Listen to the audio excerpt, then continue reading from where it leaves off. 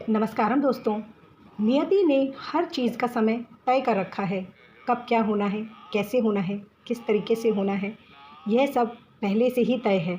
और इस सब का एक बेहतरीन उदाहरण आज मैं आपको इस वीडियो में दिखाने जा रही हूँ। 1989 जिस दिन शिलान्यास हुआ उस दिन देवोत्थानी एकादशी थी। फर्स्ट कार सेवा जिस दिन गोलियां चलाने की बात हुई 30 अक्टूबर 1990 देवोत्थानी एकादशी थी। और 9 नवंबर 2019 जिस दिन कोर्ट का जजमेंट आया 8 और 9 नवंबर को देवोत्थानी एकादशी थी। अब मानिए तो संयोग और मानिए तो दैव योग। देवता उठे थे तो देवता भारत को दैवी स्थान तक ले जाने के लिए उठे थे। ये देव स्थानों का महत्व होता है जो लोगों को नहीं समझ में आता है कि जब वहां पे श्री राम लला विराजमान प्रकट हुए तो उनकी सबसे पहले पूजा किसने की थी? महंत दिग्विजयनाथ जी ने। 1986 राम जन्मभूमि न्यास के पहले अध्यक्ष कौन बने? महंत दिग्विजयनाथ जी के शिष्य महंत अवैधनाथ जी। और जब 2019 में शिलान्यास हुआ तो मुख्यमंत्री कौन थे? महंत अवैधनाथ जी के शिष्य योगी आदित्यनाथ जी।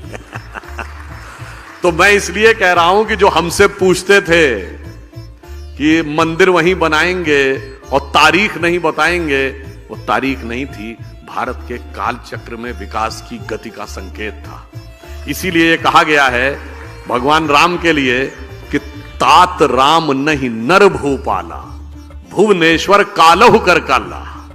भगवान राम व्यक्ति नहीं है, वो संपूर्ण विश्व के स्वामी है। इसलिए उनका मंदिर कोई इमारत नहीं थी और मंदिर की तारीख कोई डेट नहीं थी, वो भारत के एलिवेशन का था। और यह भी संयोग देखिए, वो तब मंदिर बनने जा रहा अगले साल। कब बनने जा रहा है? जब हम 5th लार्जेस्ट इकोनॉमी हो गए। और 5th लार्जेस्ट इकोनॉमी किसको हटा के हुए? ब्रिटेन को हटा के, जिसने हम पे हुकूमत की। आप काल चक्र की गति देखिए ना।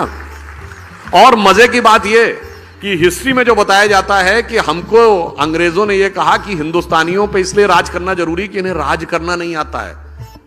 आज उनके यहां इतनी उठापटक हुई सरकार में कि एक इंडियन उनको बता रहा है कि राज कैसे किया जाता है।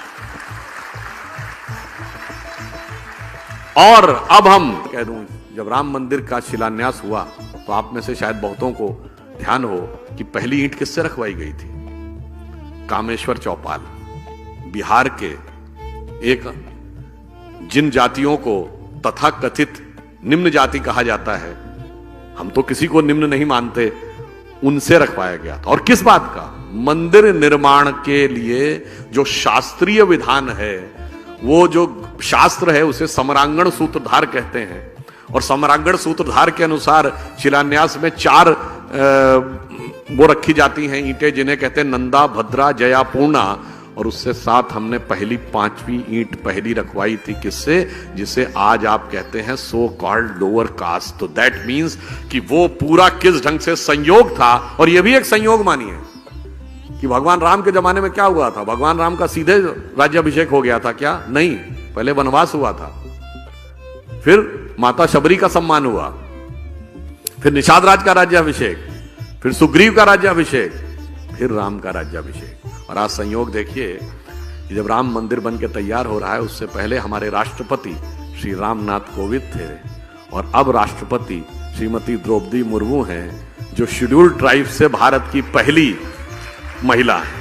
तो मतलब आप समझ लीजिए, जो राम के काल में हुआ वही राम मंदिर के काल में हो रहा। तो अब सबको समझ जाना चाहिए कि मंदिरों का महत्व और मंदिरों की गति और राष्ट्र के साथ उनका तादात्म्य का संबंध, कभी कभी मंदिर को लेकर भय बहुत बनाया जाता है। जब राम मंदिर बन रहा था तो लोगों ने कहा अगर राम मंदिर जिस दिन बनने लगेगा उस दिन मिडिल ईस्ट के देश पेट्रोल देना बंद कर देंगे। आज राम मंदिर भी बन रहा है और अबू धाबी में भी बन